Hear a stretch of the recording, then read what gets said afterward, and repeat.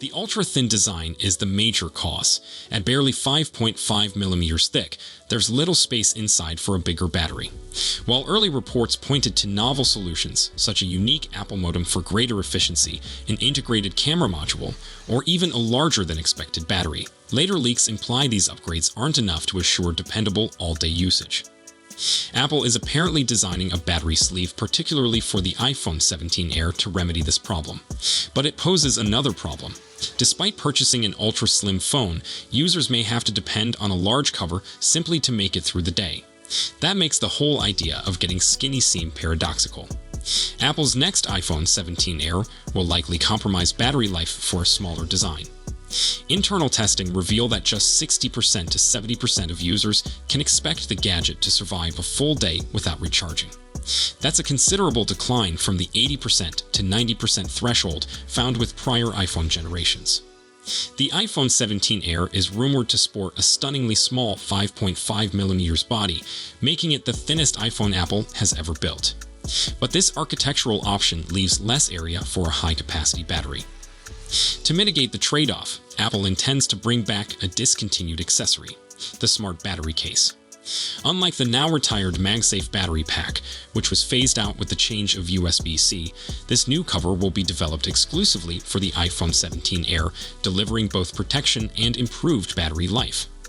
As stated by the information, Apple suppliers are approaching the iPhone 17 Air warily. Only 10% of the iPhone 17 series manufacturing has been dedicated to the Air model, signaling unclear demand for a handset with a new form factor and shorter durability.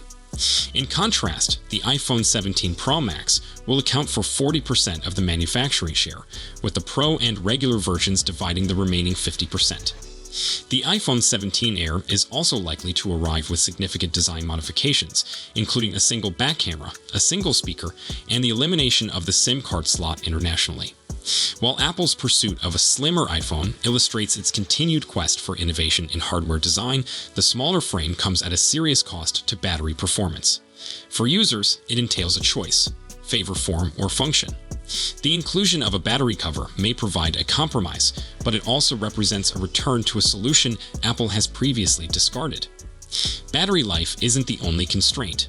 The iPhone 17 Air is also likely to contain only one speaker instead of the traditional stereo configuration, which may result in inferior music quality unless users are using headphones. Additionally, the device will only support eSIM, removing the conventional SIM card slot completely. That might cause issues in nations like China, where eSIM laws are still stringent. Just when I thought I was out, Apple draws me back in. In this instance, I'm referring especially about how I've remained with utilizing an iPhone Pro model since making the transition from Android back in 2021. But each year since then, the iPhone improvements have been largely incremental, with very little in the way of enhancements that excite my tech synapse. Meanwhile, the Google Pixel phones have matured very well, and the Pixel 9 Pro on my desk is sitting there siren-like, beckoning me back to Android. It hasn't exactly succeeded, mostly owing to the aggravation of having to find out how to cleanly transfer the WhatsApp messages I want to save, and several Apple services that I'm still signed up for. But if Apple continues going the way it has with its next generation of iPhones, then I genuinely could see myself moving back to Android. With that in mind, here are the changes I'd want to see come with the iPhone 17, and which would keep me whiling away the hours and chatting with the flowers in Cupertino's walled garden. While this isn't an issue that's limited to iPhones, I believe that the previous two generations of Apple devices have created images in which the shadows are elevated and the highlights dropped in situations that feature both bright and dark parts. This pulls up more details in a photograph, but it also has the effect of making a photo seem flat in terms of contrast and brightness. I've always commended Apple for keeping colors natural and being adept at reflecting what my eyes are perceiving, but it looks to have lost its touch a bit. So I'm extremely excited for Apple to go back a step with the iPhone 17 and let its picture processing allow for deep black shadows and dramatic flashes of light, all with colors that could appear a touch enhanced, given the lighting circumstances. Otherwise, I can see myself being tempted towards the vibrant, although oversaturated, pictures of the Samsung Galaxy S25 Ultra. But that wasn't exactly the case, and we had to wait some time for eye-powered tools to arrive to the new phones, so much so that I've forgotten a lot of the capabilities Apple displayed at the launch event, and I probably need Apple to run me through them again. So with the iPhone 17, I want Apple Intelligence better integrated into iOS and the phones themselves and Siri to be constantly smart and helpful in resolving my requests. I also want convenient capabilities like being able to ask Siri to read web pages, digital magazines, and so on in a natural form, and to do so intelligently without having me to dive into accessibility settings or attempt to find a workaround to cajole it into reading newspapers in Apple News Plus. I know there's rumors of an iPhone 17 Air, which seems to be relatively real, and that phone might thin down the existing iPhone design and have cameras flush with the phone's body, much like the next Samsung Galaxy S25 Edge. But that's a design element I want to see for the complete iPhone 17 family, particularly the Pro variants.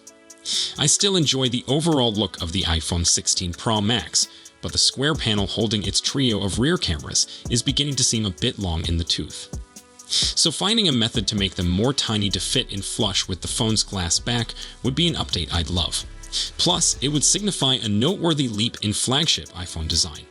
The action button is okay. Camera control is a full button of meh. These are two improvements Apple launched with the iPhone 15 and iPhone 16 respectively, yet they're hardly mind-blowing advancements. In fact, I'd say that the camera control practically gets in the way of my particular iPhone experience.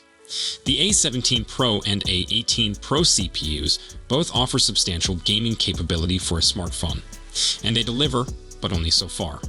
While iOS now has access to some truly console-quality games like Death Stranding and Sniper Elite 4, they still don't operate at the most optimal frame rates. I especially struggled with the latter title. So rather than trumpet percentage enhancements in processing and graphics capability with whichever processor appears in the iPhone 17 Pro, I'd prefer Apple to highlight increases in frame rates, aiming for a smooth 60 frames per second in the aforementioned titles. I'd also like to see more Apple Arcade games that tap into the capability of these Pro processors, but that may be asking for a lot. What I truly want is a feature that genuinely makes me sit up and pay attention. I'm not sure what that may be, but it could be as easy as having a specialized video editing software for the iPhone 17 Pro that enables one simply film and make videos for YouTube, TikTok, and so on. Or it might be a modular system that enables for camera lens attachments to be added, or an easy method to connect an iPhone 17 to a display in a Samsung DeX-like approach to operate as a virtual desktop when one doesn't have a MacBook available. I simply want to be shocked by an iPhone for once, since it's something that hasn't occurred in years, so fingers crossed. We haven't heard much about the iPhone 17 Pro Max's battery right now, but if the chip's claimed efficiency enhancements prove to be genuine, then we should see the battery life last much longer. Considering the iPhone 16 Pro Max lasted more than 17 hours in our tests, it would be a rather stunning sight to see. We've also heard reports that Apple might make iPhone 17 batteries simpler to remove, owing to a new form of adhesive. It's probable that this is the same ionic liquid battery adhesive used on iPhone 17, which enables repair personnel to remove the battery with a few volts of electricity. That makes it a lot simpler to remove than prior adhesive strips, which were cumbersome and frequently needed solvents to properly remove. Rumor has claimed that Apple may be creating its own batteries, preparing to launch them on iPhone 17 set. While we don't know many information regarding this development, it's reported that Apple plans to give significantly improved performance compared to the existing one, which you'd anticipate since the last thing we want is for battery life to go worse, but that's still a fantastic thing if Apple can pull it off. In addition to new or Apple-made batteries, a rumor indicates that Apple could offer reverse charging to the Pro variants of the iPhone 17. Reverse charging allows your phone charge other devices, mainly headphones like the AirPods 4. The new function would theoretically allow 7.5 charging. However, it's unclear whether Apple will strive to match the currently existent version on Samsung's Galaxy series. Apple's A-series CPUs are among the finest mobile chips today, and each version has given much higher performance than its predecessor. We anticipate that tendency to continue with the A19 Pro chipset, which should appear on iPhone 17 Pro and Pro Max later in the year. While there had been reports that Apple may move to a 2nm technology, which would make the A19 Pro even smaller than the 3nm A18 Pro, that shift presumably won't happen until the debut of the iPhone 18 at the earliest. This implies we'll be seeing 3nm devices until at least 2026, probably longer, depending on how development proceeds. Instead, A19 series chips are now scheduled to be built utilizing an enhanced version of TSMC3 nanometer technology. This should bring gains to performance and energy efficiency relative to the A18 series, although not to the same degree that adopting a 2-nanometer technology would. However, any gain to energy efficiency could imply an even better battery than we've previously witnessed on the iPhone 16 Pro Max. The greater performance may imply a hotter running processor, but happily it appears Apple's thought of that.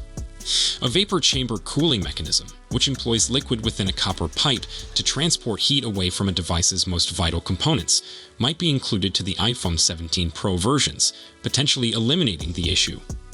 Finally, Jeff Pugh and Ming-Che Kuo both anticipate that Apple might incorporate 12 gigs of RAM in the iPhone 17 Pro Max. That's a 50% improvement compared to the iPhone 16 series, and would presumably be so that Apple can deliver even more on-device AI in future versions of Apple Intelligence. So, if you have any questions or comments, please leave them down below. Don't forget to like and subscribe to our channel for more tech news. Thank you for watching, and I will see you in the next one. Peace out.